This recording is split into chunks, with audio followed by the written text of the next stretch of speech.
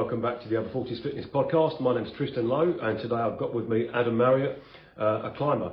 Adam, good to see you, sir. Nice to meet you. Thanks for coming in. All right, this has taken a while. I met Adam last year for the first time on a training course in Lincoln, where we both went to learn how to do podcasting and videos, and it was a small world because we were in a company in Lincoln learning how to do podcasts and videos, and lo and behold, we both had an interest in climbing, of which I was fairly new to it myself.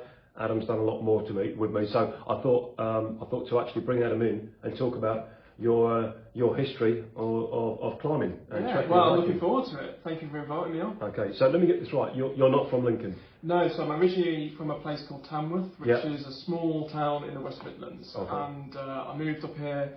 I think it was last year. My girlfriend, she's got a farm in Lincoln, and it's easier for me to move up as opposed for her to move down. Gotcha. Has Lincoln done? Has it been good for you? It's flat. No good for climbing training. It's not really, no. No, it's really nice because where I was before, it was a suburban area, and where I live now is in the countryside. Gotcha. Okay. All right. So, you're from Tamworth. You've been in Lincoln. I'm from North London. I've been in Lincoln 13 years. Yeah, and it's still flat. We've got a steep hill, though, haven't we? We have. Yeah. All right. So, just to be clear, I got into trekking and hiking and climbing about 2.5 years ago. It was another box that I wanted to tick off. I wanted to test myself in another type of sport or fitness, and I found that it's actually a very, very challenging, rewarding but challenging sport or exercise to do.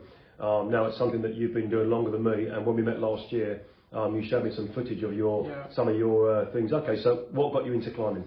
Oh, where to start? So I went to the Himalayas in 2019, and so that's coming up to 4 or 5 years ago now. Nepal, and well, there wasn't really one instance or one thing that made me think, I want to go to the Himalayas. It was, I think the best way of putting it was I was so comfortable in my life. I had nothing to challenge me. So I was working in the civil service and had a really, good, well-paying job. But push your number. It was, Office job or? It was an office job. It was working at a military barracks. As I said, a civil servant. But life just became so comfortable, and when things get too comfortable, things get boring. Yeah, it's true. So I woke up one day thinking, I want to do something that's a bit exciting, a bit spontaneous. I went to my boss and handed him a notice. Just like that? Just like that, Didn't really have any plan what to do after. All right. There can be safety in not doing that, I found, Adam. Now, just to be clear, we're from a completely different age bracket. Oh, yeah. If I remember right, you're 27? I'm 27, and at the time when I did that, I was still living at home, didn't really have any responsibilities in terms of paying bills and things like that. So I could do it.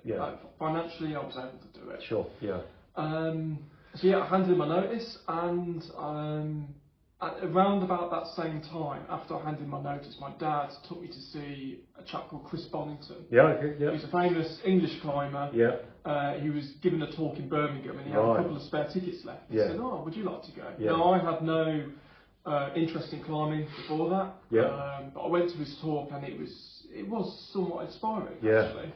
He showed us some of the pictures and some of the mountains that he climbed. One that really stands out was the Aiguilles. I don't know if you're familiar with it. I saw the movie, the Aiguilles Sanction. Clint Eastwood back in the 70s. Classic. I'm showing my age difference now. I've seen it as well, so don't worry. Okay, and it's like a vertical 90-degree mountain, as you know, and he showed us some of the pictures that he took from that, and it was, I'd like to do something. Now I've got the freedom away from my job, maybe I should do something like that. So the plan was I went travelling around Europe for a bit. And then I thought, as in Europe cities or Europe the Europe outdoors. Cities at the moment, Cool. So it was Portugal, Germany, France, Poland. Right.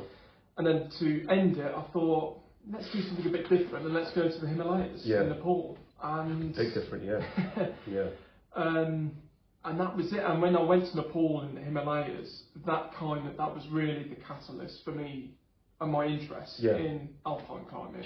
So it was after I came back from Nepal that I said, I want to keep doing this. How much money have I got left to do this again? And I didn't quite have enough to go back to Nepal, but I had enough to do some alpine climbing. Well, it's there's a misconception from those people that aren't into either trekking, hiking, climbing, or anything like that, that the Himalayas is just Nepal, whereas we know it's not. Yeah. You know, so as long as it goes through Pakistan, India, Yeah. Nepal, China, Tibet. So if you ever think about going to the Himalayas, it's not necessarily Nepal, and yet to the average Joe like myself, it's the go-to place. It's the go-to part of the Himalayas because that's the part where they've got the highest peaks generally. It is, yeah. Or the biggest concentration of peaks and the big pointy thing called Everest. Yeah. Whereas, those that know the Himalayas and they've gone umpteen times, they will go to Pakistan or Tibet or China or India as well. I mean, not a lot of people know this, but I think K2 is in the Himalayas. Yeah. And second highest mountain in the world. Yeah. And significantly more dangerous than Everest. Yeah. And that's in Pakistan. Yeah. And as you said, still in that Himalayan region. Yeah, it's interesting how they you hear about there's hundreds, if not thousands, of people that have scaled Everest, and yet I think it's something like only 350 to 400 people that have summited K2. I want to say as well that in K2, for every 4 people that summit, 1 person dies. Yeah. It is the most dangerous mountain in the world. Yeah, interesting. All right, so you went to Nepal for the first time, and what did you do when you were there? So it was trekking to base camp. Yeah. So it wasn't actually climbing any mountains as such. It was, I think it was 2 to 3 weeks of trekking.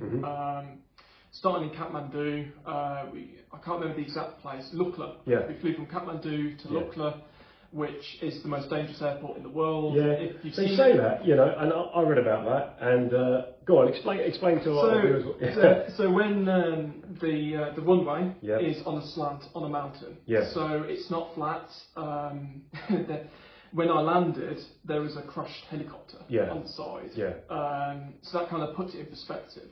And there's only so many pilots in Nepal, or I think around the world, that actually have a license that can fly there, because it is so dangerous. It's a short flight though from Lukla to I think it's something like 15 minutes or whatever. It is short, but you're in because you're surrounded by mountains. The turbulence from the wind that's being filtered through it. You're shaking, and the way that the pilot gets around that is he opens the window, which lets all the air in, and it's a small plane, so you feel everything and whatnot. Absolutely, yeah. All right, so you landed in Lukla, which is about what, 9,000 feet? I can't remember exactly. I know that every base camp, I go by metres, so 5,500 metres. Yeah, base camp, but in Lukla, you are still very high. The altitude does hit you. From there. I mean, absolutely. Lukla, the landing strip in Lukla, they call that the gateway, don't they? Once you're in Lukla, you're not there to hang out, you're there to go further into Absolutely, I mean, to give you, for those that don't follow trekking, mountaineering or climbing, Lukla is best part of 3 times the height of Snowdonia, and that's the starting point. So that's if it's 9,000 plus feet, you think about it. If you're starting at best part of 3 times the height of Snowdonia, from that point on, you're in although you might have solid ground underneath you, it's already high enough to get sick. I mean, not a lot of people know this that I've told about my experience in Nepal, but I didn't have any luggage for the first 3 days when I was there. My luggage got delayed or lost in Dubai airport. Right. So when I flew to Lukla, I was wearing jeans, trainers, a t-shirt. I didn't really have the money to go out and buy. Because you can buy everything you need there. You can buy, but in Kathmandu, I was too stubborn, and I said, Adam, just soldier through it, through it. So yes, as you said, 3 times as high as Snowdon. And I was there in my trainers and my jeans and my t-shirt. So that's a test. That's a test, and it only arrived 3 days into my journey after looking at my luggage. So my feet were blooded and blistered. Tough going. And I was the smell. Because you haven't got clean clothes. I haven't got clean clothes. And there's not just a string of showers everywhere to use. There's trickles of water and whatnot, and I don't think I showered once when I was over there. Okay. Well, the full experience. Yeah, sure. Okay. All right. So you've got to Lukla. You've waited for your clothes to turn up. You're still in the same clothes that you'd have probably had on for a day before you got to Kathmandu before that. All right, so there's that discomfort of that as well. But the most important part of your clothing would be what's on your feet. No one cares what make your jeans are, but if you've not got the right footwear on. I didn't have the right. I had trainers on, so my walking boots were in my luggage. I got lost, and it was agony. It was painful. And I remember some. Because you meet other groups of people, in small tea houses, you communicate and you make friends with not only people within your group but other trekkers and travellers as well. And they would be asking me, what are you wearing? Yeah, what's the crack? Yeah. What's going on there? Yeah. And I had to explain to them Over and over again, yeah. got lost and things like that. And it was a relief when my luggage, did arrive. And actually helicopters, they got helicopters to fly over, which was good of them. Yeah. The company that I was with organised that for me. Yeah. It was great. Evertrek, bit of a shout out for them. Evertrek, yeah. Yeah, Good so company. if anyone's interested in actually going to Nepal, I recommend them. They were fantastic. Yeah, so that's just to sort of underline that, Evertrek, and if we can leave anything in the links up once you've had the video, shot the video, Evertrek, I used a company called 360, 360 degrees. So you've got Evertrek, 360 degrees. These are essentially tourist travel companies that specialise in expeditions. Yeah. And quite often they're run by people that have done all the treks and the climbs themselves. They've always got to have good athletes working, plus also people that are good at admin. Because if you've got people that run these expedition companies, you've always got to have someone that's good with admin. That's a major part of before you go and even while you're there. Yeah. Hence you get your clients. I don't think I could have managed to have got the logistics behind getting my lost luggage from Dubai over to a tea house in the Himalayas. Yeah, a tea house in the Himalayas, yeah. So shout out to Evertrek. Alright then. Okay, so you've got your clothes on now, you've got your trekking boots. Yeah, and the rest of the journey was, it was physically challenging. Yeah. It was, there were times when the altitude did hit me, and I mean, altitude sickness affects people in different ways. For me, it was at night. I'd wake up and I'd have a bloody nose. The person I was staying with, my roommate at the time, he kind of looked at me every morning and said, "Have you been punching yourself in the face or something?" And it was the altitude. Gotcha. I had a nosebleed once when I was there. I think it was on day 5 or 6. And at that point, we were probably at about 12,000 feet. I had a nosebleed for a couple of hours, but it was just a trickle. It didn't bother me really, No, it was Namche Bazaar. I think it was the day after Namche or something. But okay. All right. So anything else? Any headaches, dizziness? Right at not the last day, but where the day that we reached base camp, it really did hit me because. In the morning, you can't actually see Everest from base camp. You can only see the summit. But they take you up a small little mountain to see it in the morning. Kalapatar. That's it. And climbing up that, it really, I was like, I'm exhausted. Oh yeah, I think it's about 500 foot, a 500 foot ascent in the base camp area. And you're already at what, 16, 17,000 feet? Exactly. And it was tiring, but it was worth it. Seeing Everest. And you're in the region. You're right in the heart of the Khumbu region. Tell me something about. Okay, so to be clear, when I went to do the base camp trek, and I got to Gokyo, which I think is about 15, 16,000 feet, and I got sick and I got helicoptered off. So I didn't actually get to base camp. I was physically fit as a fiddle. My body was in great shape, even though I was 51 when I did it, and I trained for it. But the illness kicked in, and of course blood oxygen goes down. Did they keep taking your blood oxygens every night with a little finger meter, the pulse meter? They did. They only did that for those people who were a bit they were feeling a bit ill. They would just check them to make sure that the oxygen levels were okay. And for those that don't know about altitude sickness, I liken it to car sickness. It doesn't matter what physical condition you're really in, it can affect anyone. So there was someone there, she was probably just slightly older than me, but she'd run marathons, she was in really good shape. Good athlete, Good athlete. But yet, she, like yourself, she got ill and she had to go back to Kathmandu. Whereas there was someone in my group, he was quite overweight, and we all thought wrongfully that he's not going to make it. But he took it slow and steady, and the altitude didn't hit him the same as it did, this athlete, and he made it.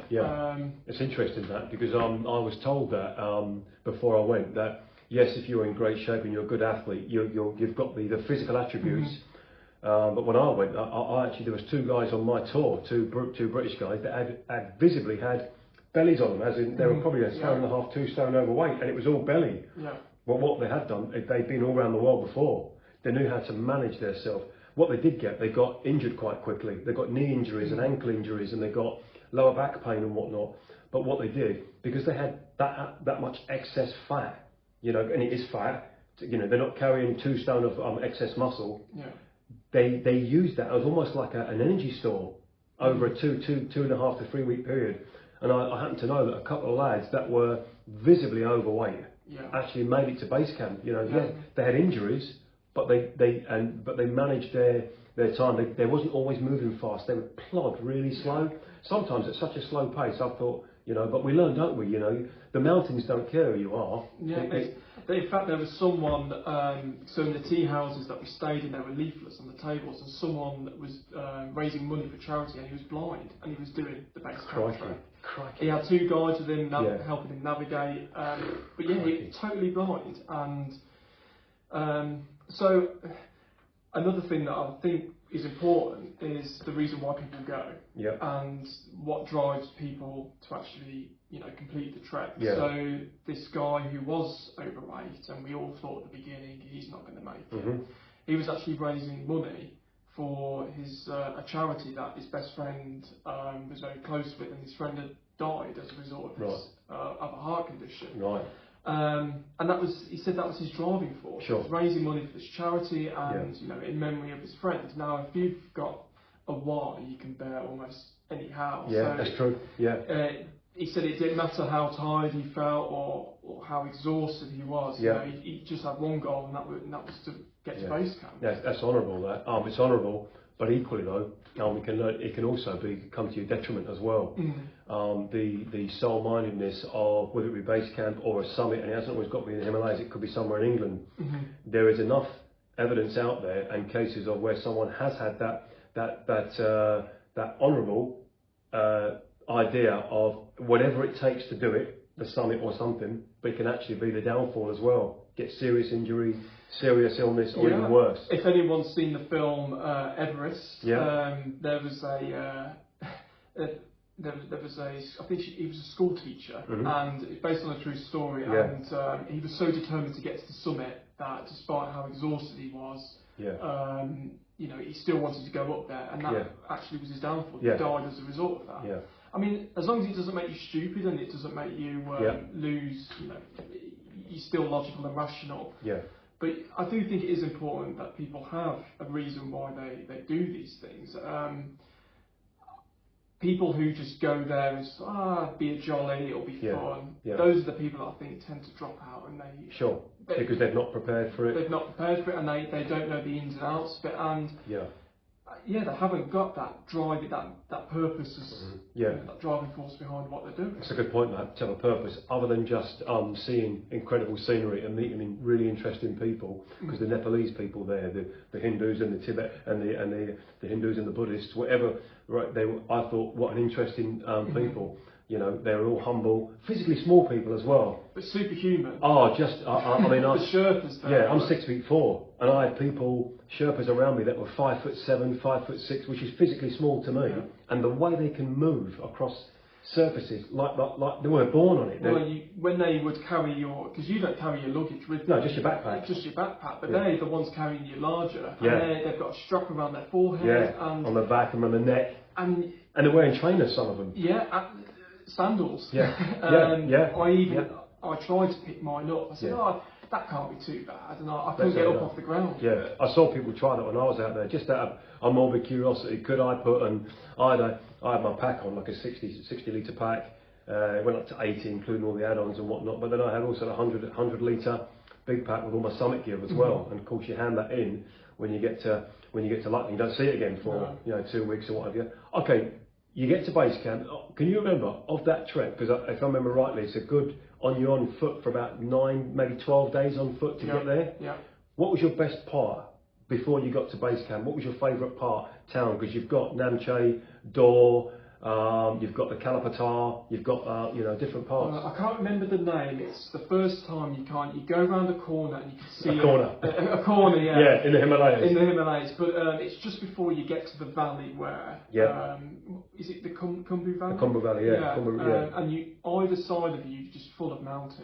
It's just phenomenal. I think that's after Gokyo. It is. Because Gokyo is when the terrain really starts to change, and then it changes even more after Gokyo. And right at the end of the valley is where Everest base camp is. You can't obviously see it. You've still got a good long walk to get there. But turning that corner around a particular mountain, and you go and you see this valley for the first time. And you literally you're in bandit country. You're speechless. Because you think there's nothing like this in the world And if it is, it's in the Himalayas, elsewhere in the Himalayas, Yeah. or another part. It's not, you know. I mean, I've been to the Mont Blanc Massif, Yeah. which is, you know, probably the European equivalent, and Yeah. you know, as visually spectacular that is, Yeah.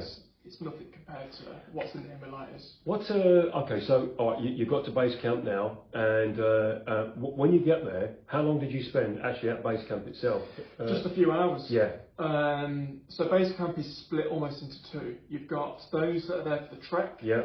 and you've got, you know, those that are actually climbing Yeah. Everest. So it's almost evenly split. Yeah. We didn't go down to where the climbers were. Mhm. They've got like little yellow tents you'll see in the Yeah. pictures, Yeah. and base camp for us was, you know, different to base camp for them because it is split. Yeah. And I remember probably the best memory of base camp, and this was probably the point in which I said I want to go to out to the Alps, get Yeah. some proper climbing experience. I remember seeing some climbers in the distance at base camp walking and descending down from the Khumbu Icefall, Yeah. which is the first bit of the climb of Everest. Yeah. And for a lot of people there, at the base camp that we were at, a lot of the trekkers that I was with, that was the end of their journey. They'd reached Yeah. their point. That was, you know, fantastic. Whereas for me, it was, You want? I want to keep going. Yeah, You know, yeah. seeing these climbers in their gear coming Right. down. Yeah. And whilst you cannot see Everest from base camp, you can maybe just make the summit of it On a clear day as well. on the clear day. Yeah. But you can see Amat Blanc, Lhotse, Manasulu. You can see all the others. Yeah. And they themselves are fearsome mountains, That's but there's one that's higher.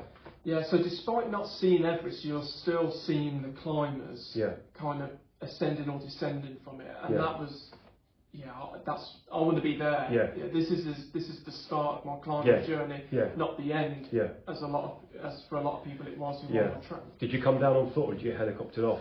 We came down on foot. It takes about 5 days, is that It right? was so.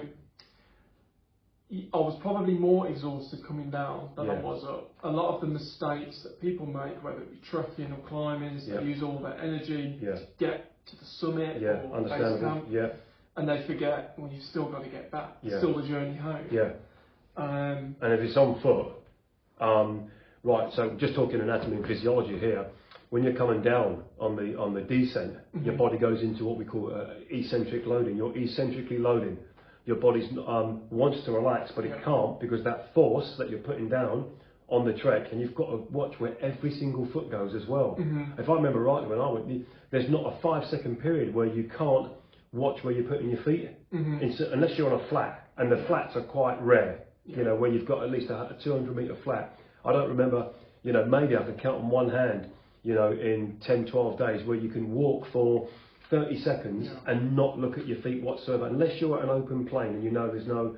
But coming down, the body's tired, exhausted, mentally exhausted. Your nervous system can be shattered as well.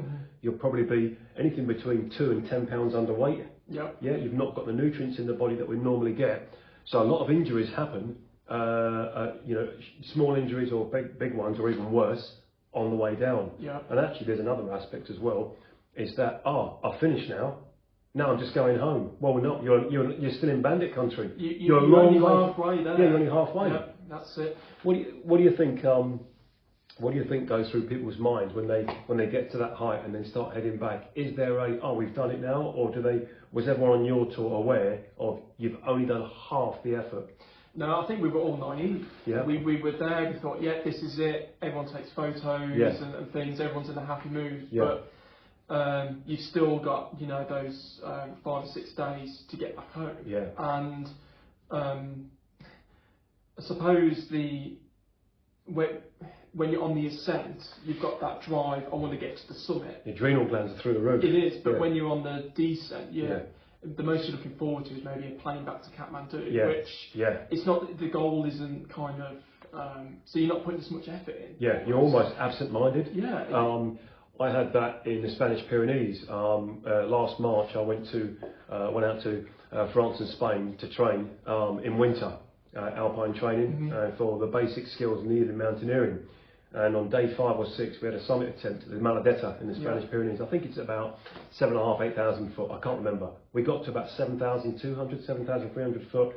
I was waist high in snow at some point with my gear on. And I remember we left at like 5, 5:30 maybe 6 o'clock in the morning, pitch black, head torches on, and within 2 or 3 minutes your heart rate is like 90% because of the adrenaline, the adrenaline and all the gear on, and it's pitch black. You turn your head torch off and you can't see anything. But because there was 8 or 9 of us, and the point was to summit in a winter summit, and it's physically demanding as well. But we got to about 7,400 feet, and then of course the weather turned so hairy, so bad, that the weather dictates, and the 2 lead climbers, European and a British climber, they both got together and said, we are out of here fast. And they want to get off fast, don't they? But I remember coming down, yes, you're tired going up, but coming down, I had to remind myself, we've only done half of it. We've got to get back down to our camp. And that's actually where you fall and trip, because you want to get down so quick and you're absent-minded. I saw that firsthand when I went to the Alps. We reached the summit of a mountain, well, it's more of a ridge called the, for any of French-speaking listeners, I apologise in advance for the pronunciation, but the Aiguilles de Entreves. I'm going to take that because your French is 100 times better than mine. Anyway, it's a mountain range that they train people for the Matterhorn. So it's quite exposed, it's physically demanding, so it is setting you up for the Matterhorn. I've seen footage of it, it looks hairy. Yeah, it was, but on the descent, my climbing partner actually fell off the mountain. Alright, and I actually saw footage that Adam showed me last year.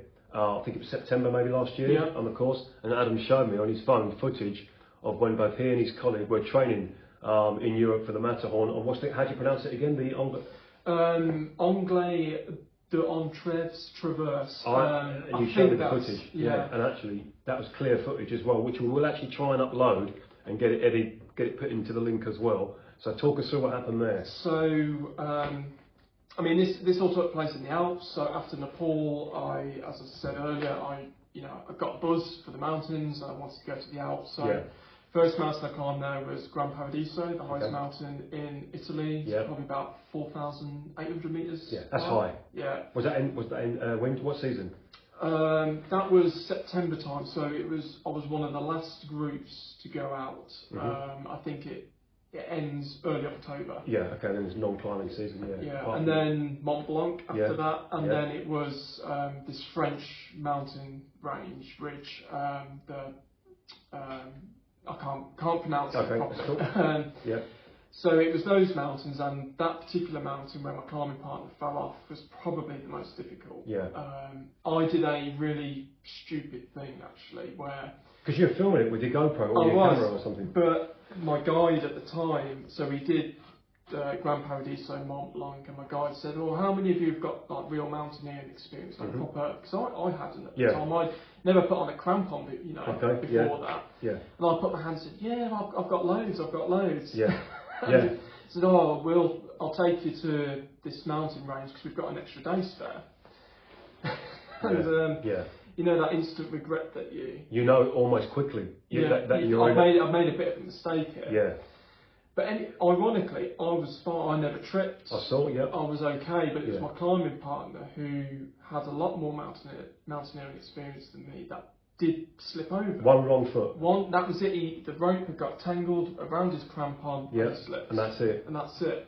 He survived. They were all roped together, all attached. In the video, when I've watched it a couple of times, he falls out of the sight or the shot of your footage. He does. He almost falls down to the left of the ridge. And how high is this ridge?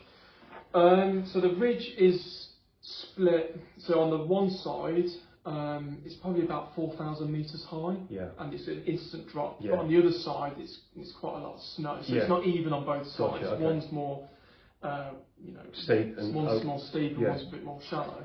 So thankfully, he didn't fall off the steep side. He fell off the slightly shallower side, but it's still. It shook him up a bit. It would do. It would do anyone. I mean, think about it. If we fall over on the high street. And you bust your elbow or you bang your knee in the middle of the high street or on a hill in Lincoln, it hurts. But out there, it's a totally different thing. I can imagine it's enough to actually, no pun intended, to ground you instantly. And from that moment, and you're not just back home in 5 seconds. You're still there. We had a guide there, and he was a great guy. He was funny, really good. However, he was slightly, to put it mildly a bit crazy. Okay. Yeah. So Doesn't that come with the territory anyhow? It does a bit. Yeah. So we actually reached. There isn't really a summit on the bridge, Mm-hmm. but there is a point in which the highest, there's like a spike of rock, Yeah. and that's references the It summit. looks great. Yeah. So we made it there, Yeah. and this was before my climbing partner fell off. So Mm-hmm. this might explain why my climbing partner did fall off. Mm-hmm. Because when we reached the summit, my guide pulled out some vodka shots. So we're on the mountain on the summit. Don't do that. Don't recommend it. Don't do it before or after. You know. But Okay. it was like a celebration to say that we made it. Yeah. So we had one, and he goes, no, have another. So we had 2 straight vodka shots, and it must have gone to his head. Yeah, literally, yeah. Well. Okay, so the good thing is, no one busted a leg, no one got hurt, but actually it's a quick lesson to learn that when you get into these extreme sports, and it is extreme because you're one slip away from breaking something, or you're another slip away from a situation where you don't come home to tell the story. Okay, and that happens every minute of every day, around the clock, all around the world. So I don't recommend. I mean, my guide, as I said, he was great, but maybe taking those vodka shots was the wrong decision. Yeah. But I think he saw that because I had lied, and my climbing partner did say he had loads of experience, that maybe he thought we were, they can have a drink to celebrate. Okay, I get that. On a scale from 1 to 10, 1 being you've got no health or fitness at all, you've got you can't even walk around town, and 10 you're an elite alpinist athlete, the world's fittest person. How physically fit on that scale from 1 being nothing and 10 being the best there is were you on that day when you did that climb?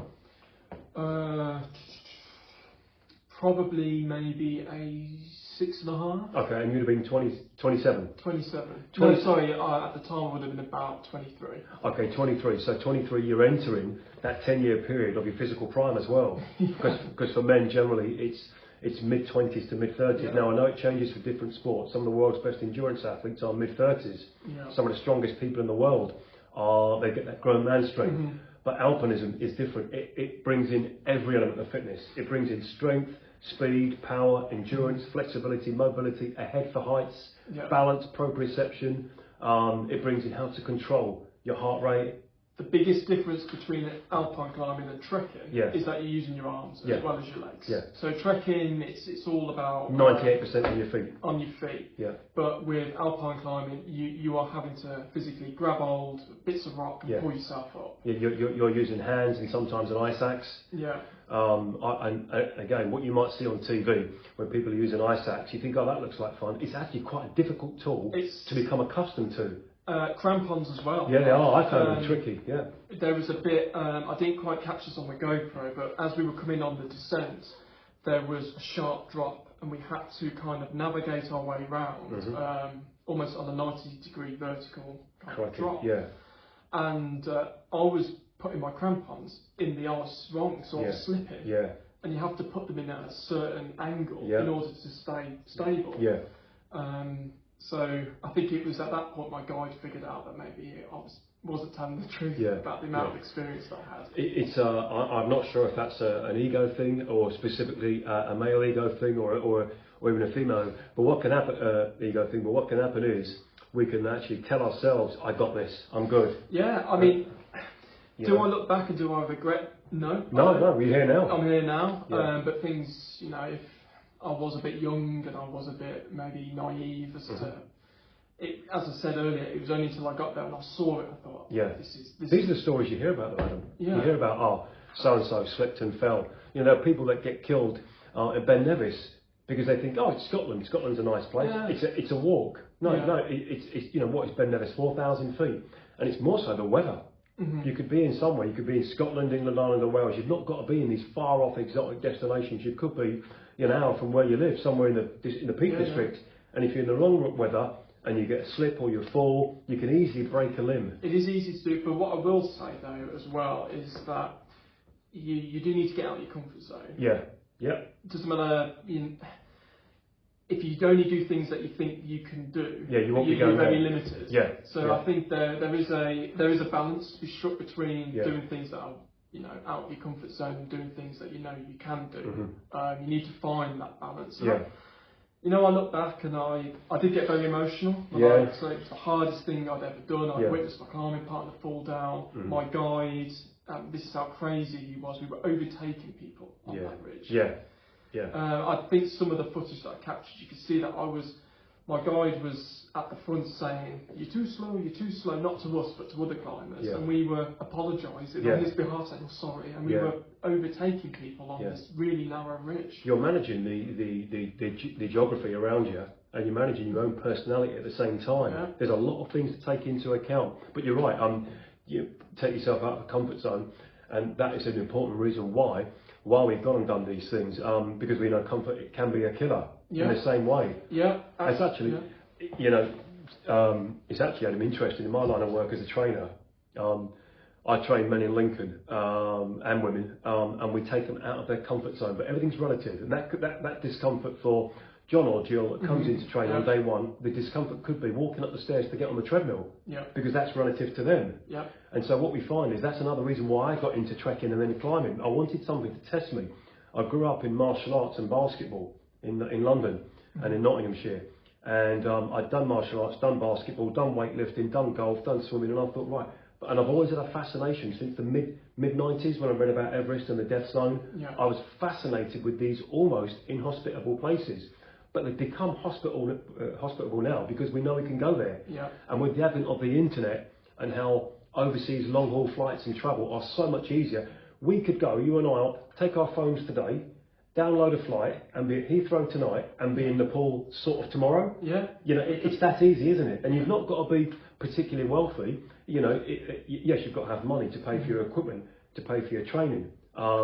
It does take, but I've got clients that will spend upwards of £10,000 to £15,000 on 2 weeks in the sun, sat on a sun lounger.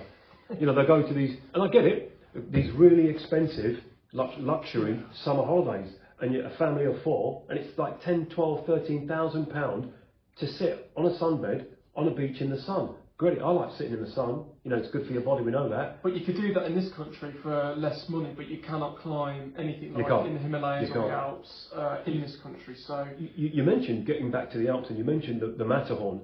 And just for our viewers and listeners, the Matterhorn, if you've got a bar of Toblerone, the chocolate bar, it is, the mountain on the side of your chocolate bar, Toblerone, which I happen to like, by the way, you know what I mean? Not good for your teeth though. That is the Matterhorn, isn't it? That is the Matterhorn, yes. It's probably the most picturesque mountain in the world. Yeah, I read about it, That along with maybe K2 is probably, if you were to tell a child, draw me a mountain, they'll probably draw the Matterhorn.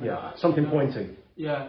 So I haven't actually climbed that, but it is on my list of things to do. Right. So the next one is Island Peak, which you said you've attempted, and after Island Peak it's the Matterhorn. My plan was to summit Island Peak, and the Island Peak is essentially like Mirror Peak in the Himalayas, the gateway to alpinism, to high altitude climbing. And what differentiates Island Peak from Mirror Peak's slightly higher. I think Island Peak's about just over 20,000 feet. Is that it's got a climbing part almost at the very end. There's like a 400 or 500 foot near sheer climb where you have to have your abseiling in, your ice axes, crampons, and it's at the very end of your climb, just at the summit. So not only have you got this far, you've got to base camp, you've got to cross from base camp for 2 days to go to that region where Island Peak is. The fact that you then get to this near sheer wall, which you've got to have that equipment and be physically fit, and you probably had about only 2 or 3 hours sleep. And it's the last thing to do, so it doesn't ease you the hardest bit of the trek is the last bit. Whereas base camp, it's when you trek into base camp, it's a steady, it's almost downhill. Yeah, you're going up and down. Up and down. Yeah, and you're sleeping in between. Yeah, whereas Island Peak, you've done all this trekking and you think, I'm nearly there. And now you've got to sleep in tents on the side of a mountain as well for 2 nights. And you've got more of a technical climb now to get up. You've clearly got it in you physically and mentally, Adam, and you've got time on your side as well. You're 27, I'm just turned 53. Had I been 5-6 years younger and got less responsibilities in life, I would actually go back next year. I'd go back and attempt it, whilst I think my body could still at least attempt it. But the same thing could happen again. I could get so ill on the way that the technical part of the climb, doesn't come into play. was a bitter pill to swallow actually when I got helicoptered off last year. But what was interesting was my recovery when I got back to Kathmandu was almost, it felt like it was almost within 48 hours or less. Because now you're that much lower down, I'm sleeping again, I'm eating proper food in a hotel, you're washing properly, and you think, oh, should I go back? Should I'm in Kathmandu, let me get a flight and get back to Lakla, and then somehow get back to, no. That's probably the worst thing to do, because altitude sickness, it's a lot of people get it when they're too quick. Yeah. So you need to kind of steadily ease your way up. Whereas if you were to do that, fly back to London and then run back to where... And try and get back to where the others were. You get altitude sickness almost guaranteed again. It's interesting, the doctors, not in the Gokyo, I had to stay with a Nepalese doctor for 12 hours. It's not a cheap thing to do either. But they stay with you. But when I got to Kathmandu, you have to go and see a doctor there as well. And he said to my colleagues and I, the biggest problem that people have, not just Westerners, but it could be anyone, when they do these treks, and some do the trek and the climb, is they don't spend enough time acclimatising at each level. He said, I get it, you've got to get up, get it done and get back. But he said in clear English, I mean, this guy, he stayed at the mountain and trekking hospital in the middle of Kathmandu. And he said to me in clear English, the biggest problem is not the equipment, it's not the food, it's actually you do not spend enough time at the different heights. And I think, in a strange way, that's why the person in my group and I went trekking who was slightly overweight, because he was slower than everyone else. He was taking his time ascending, whereas those who were more athletically, you move better, quicker, and you're quicker. You're racing ahead almost. Which I think is okay if you've got a summit and you're working on daylight. Speed is important. I know that. You know that, or not always the case. A professional climber would tell me otherwise. But speed and efficiency of movement is really important when you do get the technical parts. But trekking, walking, I've had people say to me, oh, I climbed Kilimanjaro, and I thought, that's not a climb, that's a trek. I mean, Kilimanjaro is 20,000 foot. And what's interesting about Kilimanjaro in Africa, it's almost another iconic trek or climb. It doesn't appeal to me for some reason. To go to Africa does one day. It's a continent, of how many, 50 countries or something? And it's very high. I've got a lot of clients that have summited Kilimanjaro, and they're not fit athletes either. They say the worst part about it is you get cold depending on what time of year, and you can get sick for an afternoon or for a day. But I looked at it and I thought it just doesn't appeal to me. And yet what did appeal to me was the Spanish and the French Pyrenees. I didn't realise how big, beautiful and daunting the Spanish and French Pyrenees are in winter as well. And of course they're that close to each other. There's just one big mountain and a tunnel that goes in between them. But I would say to anyone, if you want to get into alpine training, Europe is a really good place to start, and it's just around the corner. You don't get the jet lag. You're not travelling for 25 hours or whatever. Fun fact: when I got to Dubai on the way to Nepal last year, we flew from London to Dubai to Kathmandu. About 30-40 minutes out of Kathmandu, so we're on the second plane now. It's broad daylight. I'm looking out the window, and I saw the Himalayas in the skyline. And did you see like that?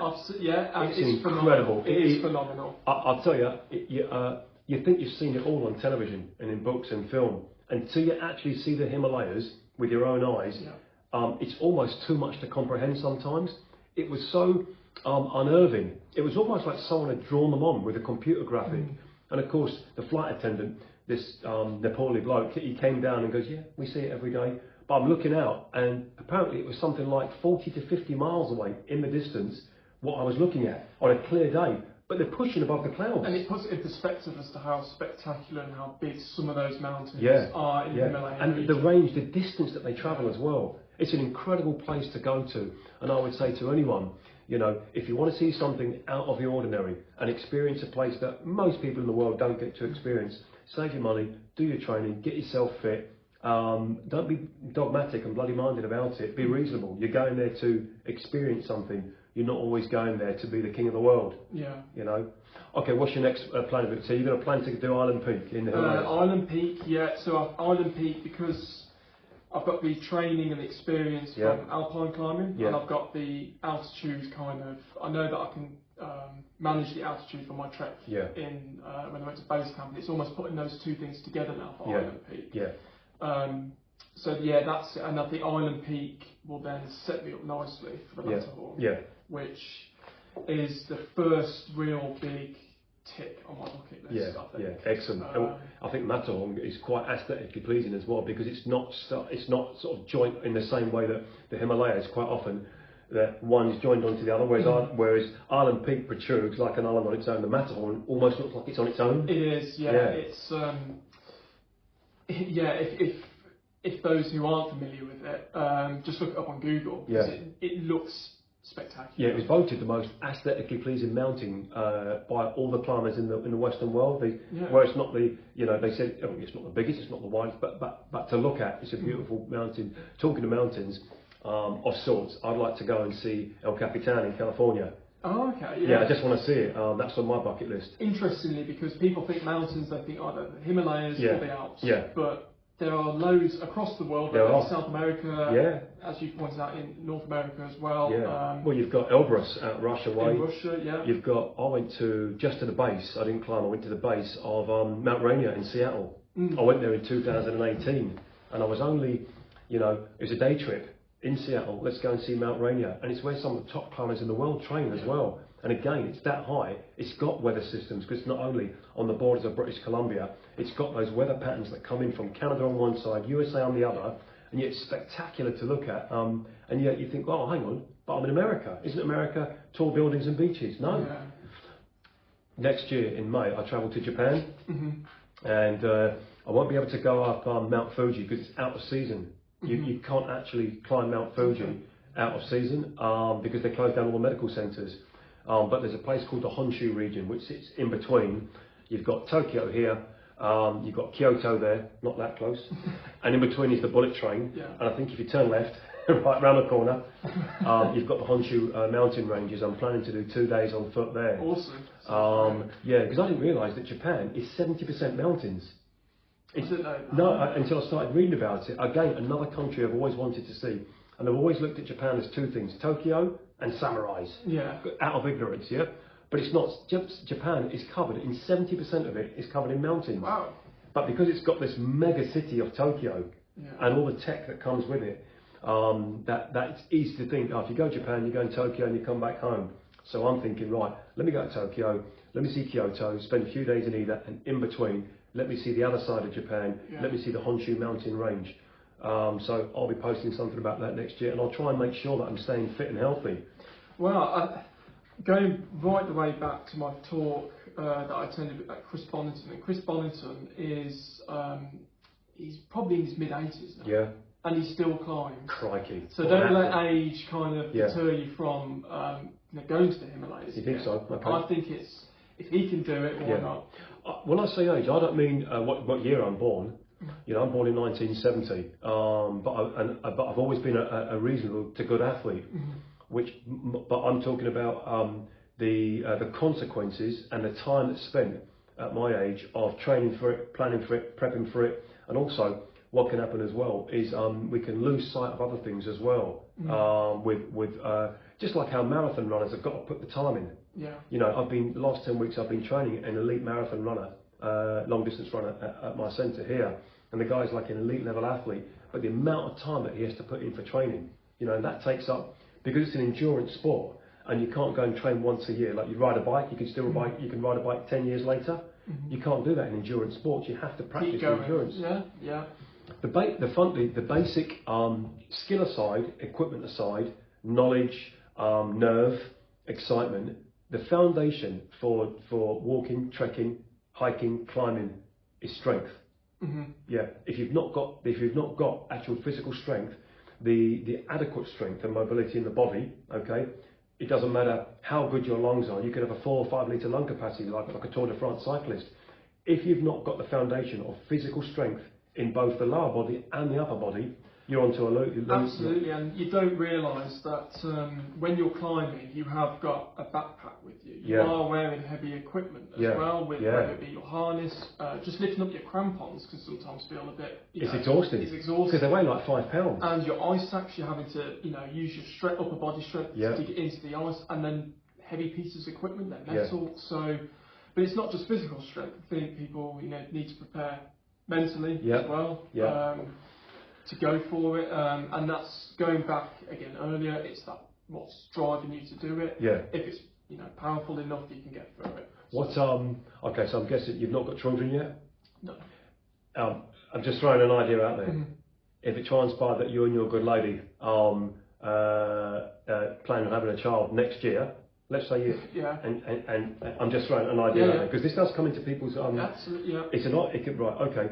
If your good lady, what's her name? Izzy. If Izzy was fortunate enough to have a degree to find herself with child, having a baby, and you two are really, it's part of your life now. Would you still go and train for Island Peak and the Matterhorn? If you had a 1-year-old, if you had a baby being born next year? Yes, but I think it would deter me from maybe not doing. So my ultimate goal is to do one of the 14 peaks, which is the 8,000 metre. Which is the death zone basically. I think that would be unfair on on my son or daughter if I was to die in a mountain because it's just something that I wanted to do. So I still definitely continue to climb, whether it be the Matterhorn or Island Peak. But there's so there is essentially then there is a cut-off point for you, and that is the extreme mountain climbing, 8,000 metre peaks, of which there are 14 in the world, and of course.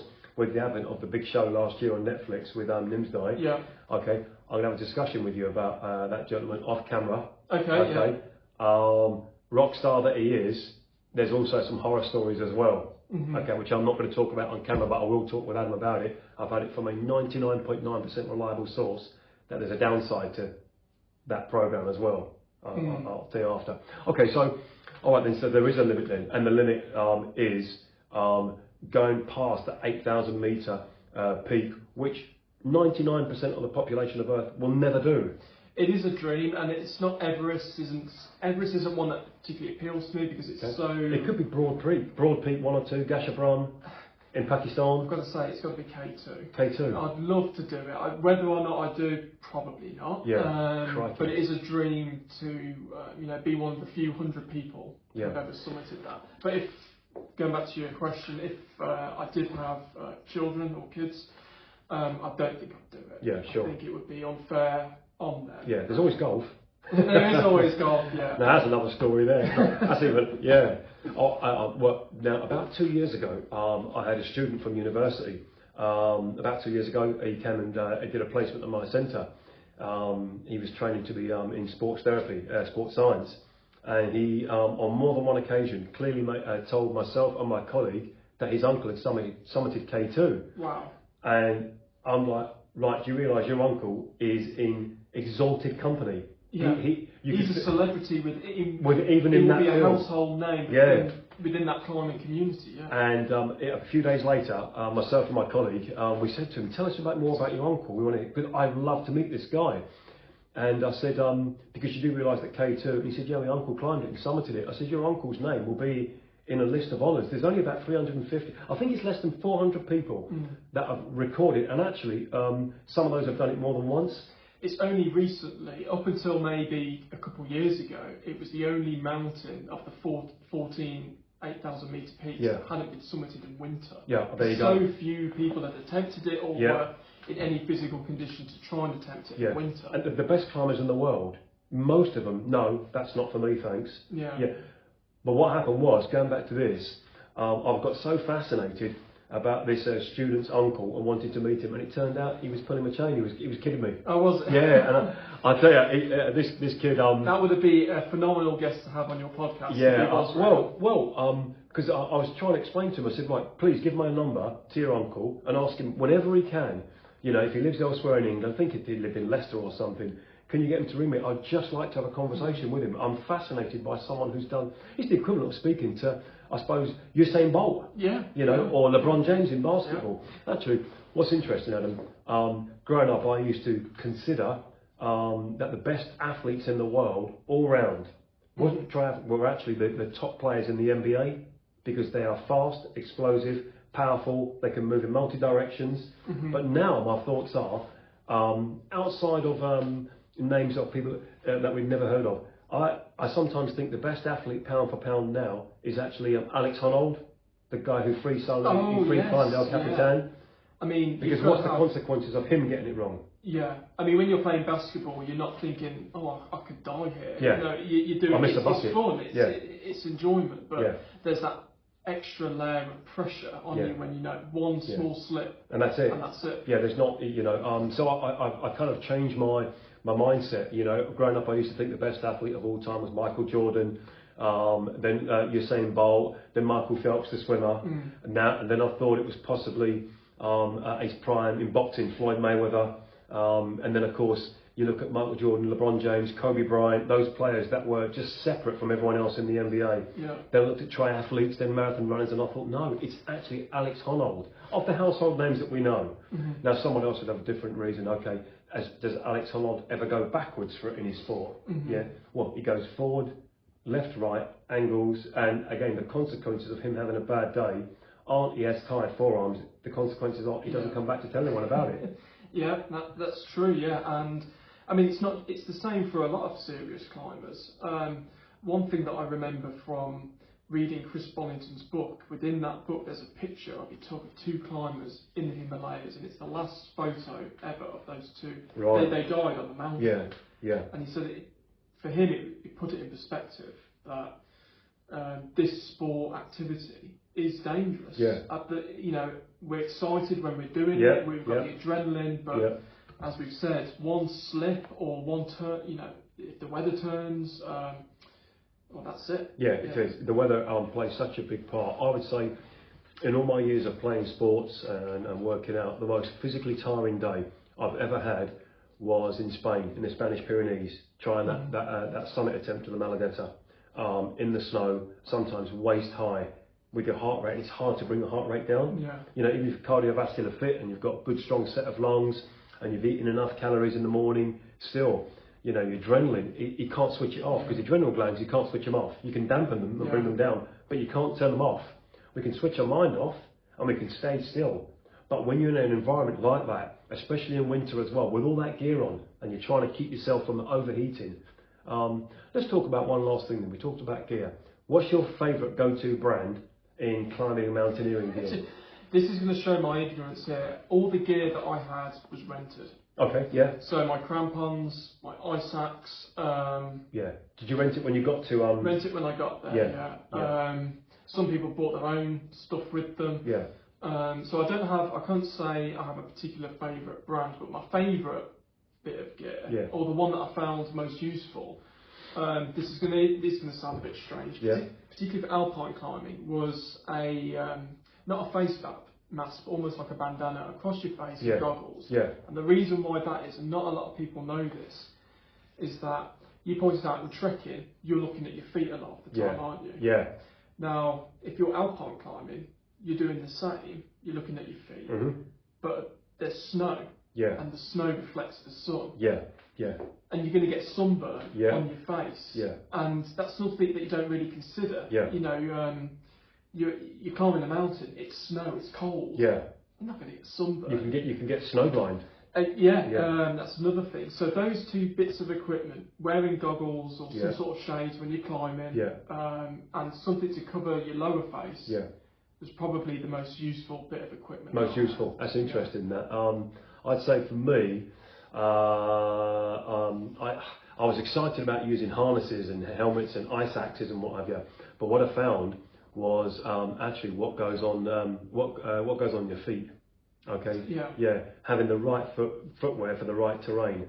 And you know, I've tried different brands. I've gone through La Sportiva, Morel, and what have you.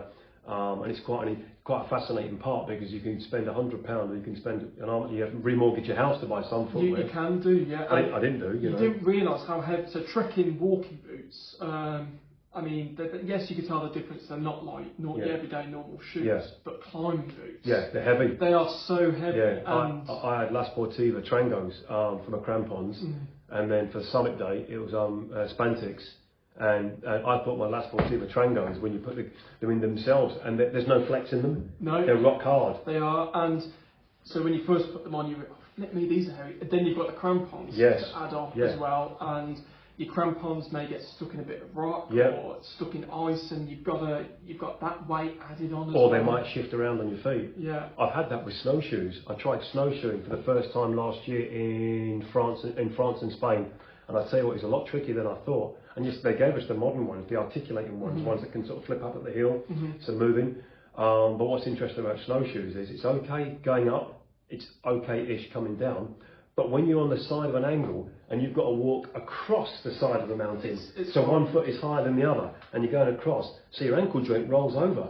So the snow, it's not a normal thing to do. You've now got this big platform of plastic and steel on your foot, and it's not flat, and it's not pointed up. The ankle goes into, in my line of work, the ankle goes into what we call dorsiflexion, when it's high up above you, when your toes are higher than your heels. If you're going downhill, your toes are below your heels and you go into plantar flexion. Now I'm used to that with training. What I'm not used to is going across a surface sideways, like a 30 to 40 degree hill, sideways across it, traversing across, when one foot is lower than the other. So your weight is pushing down on the side of the ankle joint, on what we call the taliofibular joint. And you've got this big ugly yellow and black plastic and steel thing. So snowshoeing, it's not as easy as you see on TV. It's not as simple as just putting on a pair of shoes, putting on some crampons, and there you're off. There are skills involved in crampons, and what angle do you put your foot in the ice, how properly do you walk with them on. When I was there before we summited Gran Paradiso, when we put on our crampons, our guide actually made us walk in a circle on relatively flat land to get used to them. Gotcha. Yes, good. Because it's so. I mean, we had two guys. That was the sensible guy, not the guy that gave us not the vodka man. No. Crampons are important. Ice axes is important. But the things that people don't consider, like I said, with the getting sunburn. So wearing those goggles and that, protecting your body. That was, and gloves as well. Because you can still get sunburn. I mean, it does hurt. And it's just, you don't want that to be an added thing. Because it makes you sick. And you're already exhausted. Your joints are in pain. The last thing you want is another unnecessary thing that you could have avoided. Like sunburn. So essentially, what we do is we minimise the opportunities to get ill, on top of minimising getting injured, whilst wanting to enjoy it. When I was in Nepal, I got a Himalayan tick buried into my neck. And I'll tell you, I've told the story to a couple of my friends of mine, and two of my friends that were with me at the time, they witnessed the nurse trying to get it out of the back of my neck, and I've actually got a photo on my phone of the actual tick. It's like that. A black tick, looks like a spider, and what it does, it buries itself into your skin, and its legs, its barbs, go deeper and deeper into your skin, so it can actually, so they're trying to pull it out, and they used a device that one of the Sherpas had, a device that is to get ticks out of people's bodies. They tried everything. They tried squeezing, pulling, and it dug itself deeper into my neck, into where 2/3 of its body had buried into my neck now. And they're pulling this tick out, and eventually it came out. And my friend said to me, because I thought the skin in your neck was going to give way. It held on for that long as they was pulling it, so it was stretching. And I'll show you off camera the picture of the said beastie. But I went on to antibiotics, and I was fine after that. But it taught me something. And I think just on that note, one of the thing to shout about is how good the Sherpas and the people in the pool were. Not only they're are experts. they superhuman, but they were incredibly hospitable. They were. I mean, the lives that we live are very comfortable, and we've got excess everything. Everything's materialistic. But over there, it is a poor country. It's one of the poorest in the world. There is a lot of poverty over there, but yet these people, these Sherpas, they are just so generous and just so kind. We tipped our guide, and he kept refusing. So I don't want it. And we forced him to have it in the end. But they are amazing, and some of the nicest people around. And some of the, I mean, it'd be great if you got, if you train, a Sherpa would train you, because they are just so physically fit as well. I read about years ago. If you took someone that was born in one of those regions, those high altitude regions, let's say the Himalayas, you took the boy or girl over and you flew them over to the UK or to the USA, and they had blood tests. Their physiology, of their blood count, their blood oxygen levels would still be different over here. If they were born and raised there, they would actually be cardiovascular, better athletes over here. In the same way that if you think about it, if you take someone that trains at altitude, like boxers, they go to Colorado, don't they, to do their road work. They train at altitude to increase their blood oxygen, and essentially their oxygen intake, and the output of the gases, or what, you know, and so essentially they come back down to sea level, and they've got more cardiovascular fitness. They've got more high quality blood oxygen going around the body. They can take in, transport and utilise oxygen better because they've prepared for it at high altitude. And they come down now, they feel like they're almost floating. I read that about if you take someone that's born in one of those high altitude regions and bring them here. Now get this, and the evidence is on the internet to read about. If you took a man and a woman from Nepal or from the Himalayan region, and let's say they're 25 years of age, and they had a child, that child's physiology, would be slightly different from someone born and raised here, because they come from cardiovascular athletes. Wow. Yeah, I read about it and I thought, well, crikey, you know, and yet there's nothing to see, is there? No. They're just small people. They are height-wise, that they are significant. Well, not significantly. They are smaller than us. But just like their upper body strength, the way that they can carry our luggage, and with minimal effort, and actually really low standard quality clothing as well. And they don't make a fuss over it at all. They lift up your luggage with their strapped around their head with such ease, and it kind of puts you to shame. We're complaining that we've got maybe one or two things too many in our backpack. Oh, I'm struggling here. It's humbling. And then some Sherpas come walking past and they're carrying these. It's not just trekkers luggage. They're carrying materials, gas bottles, whether it be bricks or it could be anything. Yeah, I've seen it. And you walk and you think, wow. Okay, come on, let's stop complaining now. If they can do it, well, they can do it. And actually, so let's wrap it up. Let's talk about the plan is then. You're going to go back to the Himalayas, Nepal. You're going to attempt the summit of Island Peak. I'd like to follow that and see how you do it. I'd love to see you do it, and then hopefully one day you're going to get to summit the Matterhorn. Okay, so you've got two different environments as well. One's literally around the corner, the other one's halfway around the world. A great sport to get into, a great physical, mental, and in some cases emotional test for people, young or old, man or woman. And I would say, if you're thinking of getting into climbing, go to your local indoor climbing centre. Because if you don't like heights and you don't like being 3 foot off the floor, with a rubber floor and a rubber wall, it's different because it's bouldering and whatnot. Or if you're thinking of getting into climbing and trekking and you're uncomfortable walking to town and back, I've got news for you. You need to be comfortable on your feet in a constantly different environment all the time for up to 8 hours a day on your feet. I mean, just to very briefly talk about the training that I did for Nepal. I did go to the gym occasionally, but I threw myself in the deep end, and it was a bit reckless of me and a bit stubborn of me. But it did work for me, and I would drive into work in the morning. I would do my working day, and I jogged home. And it was 7 miles to jog home. That's good. But I left my car at work. Right. So I'd have a bit of a break when I'd get home and I'd go back to work. I probably wouldn't jog 14 miles. I'd stop and start, and I'd walk a bit and I'd rest. And that was the incentive for me when I got home. I need to get the car to drive back into work the following morning. So that was my training really. That's quite a great form of cardiovascular exercise, because running, and I found that I walked and trekked a lot for 2 years nearly. But what I found was swimming helped me out. I got a foot sprain, a foot injury, and it was quite painful for about a month. And so my physio suggested, to do some other types of training. That's not way, but so I did, months and months in the swimming pool as well.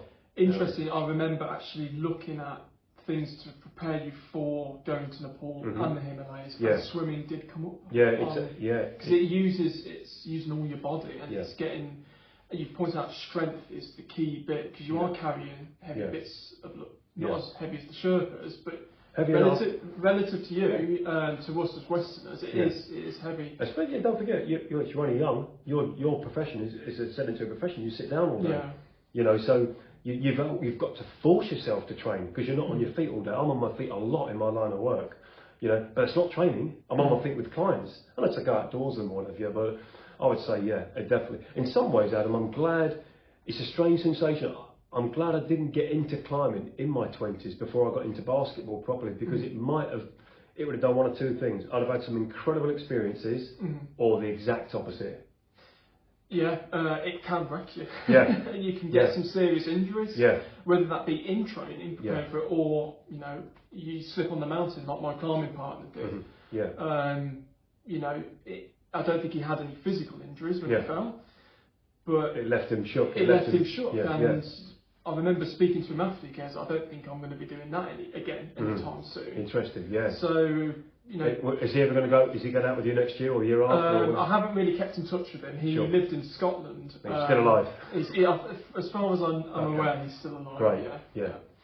All right. Okay. So that wraps it up. All right. It's been appreciated. I'm glad I've had you on the podcast. And okay. So Adam Marriott.